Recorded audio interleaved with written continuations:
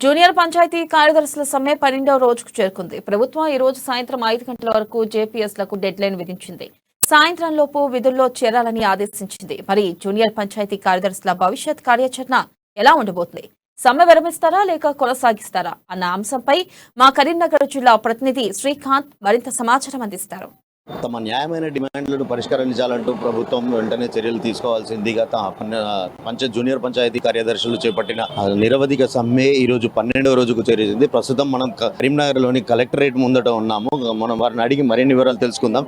చెప్పండి, మీకు ప్రభుత్వం ఈ రోజు సాయంత్రం వరకు డెడ్ లైన్ విధించింది, లేకపోతే తమ ఉద్యోగాలు కూడా తొలగిస్తామని చెప్పేసి ఒక సమన్స్ అయితే జారీ చేసిన పరిస్థితి ఉంది. దీనిపై మీ స్పందన?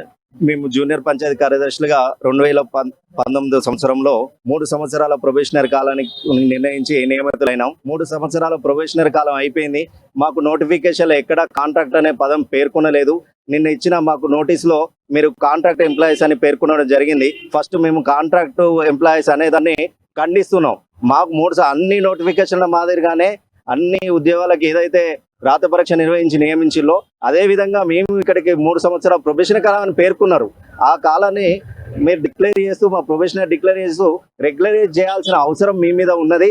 అదేవిధంగా ముఖ్యమంత్రి గారు జీవో 26 ఇస్తూ అసెంబ్లీ సాక్షిగా మరొక సంవత్సరం ప్రొబేషనరీ కాలం పెంచి 4 సంవత్సరాలు పూర్తి కాగానే మిమ్మల్ని రెగ్యులరైజ్ చేస్తామని పేర్కొనడం జరిగింది. మీరు నిన్న ఇచ్చిన నోటీసులో ఎక్కడ కూడా మేము యూనియన్ ఫామ్ చేయలేదు. మేము ప్రతి ఒక్కరం మాకు అన్యాయం జరుగుతుంది, మా భవిష్యత్తు ఆందోళనలో ఉన్నది, మా భవిష్యత్తుకు భరోసా లేదు, మాకు ఉద్యోగ భద్రత లేదు, మాకు ఆరోగ్య భద్రత లేదు. రాష్ట్ర వ్యాప్తంగా 50 పైన జూనియర్ పంచాయతీ కార్యదర్శి మరణించినారు. వారి కుటుంబాలను ఆదుకునే పరిస్థితి లేదు. మాకేమైనా అయితే మా కుటుంబాలకు రక్షణ లేదు. మా మహిళా ఉద్యోగులకు ఇతర ఉద్యోగుల మాదిరిగా ఉన్న విధంగానే ప్రస్తుతి సెలవులు లేవు. ఇతర ఉద్యోగులకు వస్తున్న అన్ని బెనిఫిట్స్ లేవు. ఎక్కడ కూడా నోటిఫికేషన్లో మమ్మల్ని కాంట్రాక్ట్ అనే పదం పేర్కొనలేదు. అది 3 సంవత్సరాల ప్రొబేషనరీ కాలంలోనే పనిచేస్తుంది. 3 సంవత్సరాల ప్రొబేషనరీ కాలం అయిపోయిన తర్వాత ఆటోమేటిక్గా మేము రెగ్యులర్ కావాల్సిన వాళ్ళం. ఈ రోజు వచ్చి మేము సంఘాలు పెట్టుకోవద్దు, మీరు సమ్మెలు చేయొద్దని హక్కు లేదు. అసలు ప్రభుత్వం మాకు మాట ఇచ్చిన విధంగా రెగ్యులరైజ్ చేస్తే మేము ఎందుకు వచ్చి ఇక్కడ కూర్చుంటాం? మేము ఎక్కడ కూడా సంఘాలు పెట్టుకోలేదు. మేము ప్రతి ఒక్క జేపీఎస్ మాకు ఇచ్చిన మాట ప్రకారం మమ్మల్ని రెగ్యులరైజ్ చేయాలని అడుగుతున్నాం. తప్పకుండా నోటిఫికేషన్లో పేర్కొన్నదాన్ని మేము అడుగుతున్నాం. ఎక్కడ కూడా మేము ప్రభుత్వాన్ని అగెనిస్ట్ వెళ్తలేం. మమ్మల్ని ప్రభుత్వం డిక్లేర్ చేస్తే మేము ఈ సమ్మెలో కూర్చోవాల్సిన అవసరం లేదు. ఫస్ట్ ఆఫ్ ఆల్ మేము సమ్మెను కంటిన్యూ చేసే పరిస్థితి కేసీఆర్ గారు తీసుకురారనే మేము భావిస్తున్నాం సార్. మాకు ఈ నోటిఫికేషన్ ఇచ్చినప్పుడే 3 years అని చెప్పారు. మేము 3 years ఎంతో బాధ్యతతో పనిచేసాము. ఎన్నో కష్ట నష్టాలు ఓడ్చుకొని కరోనా కష్టకాలంలో కూడా మేము పనిచేస్తూ వెళ్ళాము. మాకు ఇచ్చిన నోటిఫికేషన్ టైం అయిపోయినాకనే మేము అడుగుతున్నాం. మేము వేరే ఏ కోరికలు అడగట్లేదు. సీఎం సార్ అసెంబ్లీ సాక్షి చెప్పిన మాటనే మేము అడుగుతున్నాము. ఇప్పుడు కొత్తగా కాంట్రాక్ట్ అనే పదాన్ని పుట్టించి మా పైన లేనిపోని నిందలు గవర్నమెంట్ వేయడం కరెక్ట్ కాదు.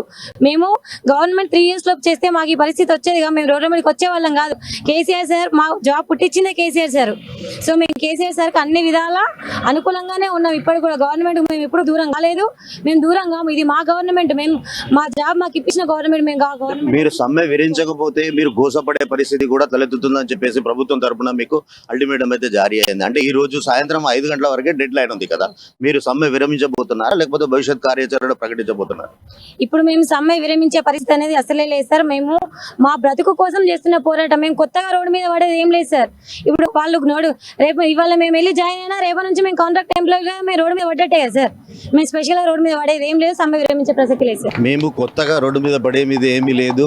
మాకు ఇది అంటే సమ్మెను ఎలాంటి ఈ పరిస్థితుల్లోనూ కూడా విరమించము అని చెప్పేసి జూనియర్ గ్రామ పంచాయతీ కార్యదర్శులు చెప్తున్న పరిస్థితి. కెమెరా పర్సన్ అరుణ్తో శ్రీకాంత్, అమ్మా న్యూస్, కరీంనగర్.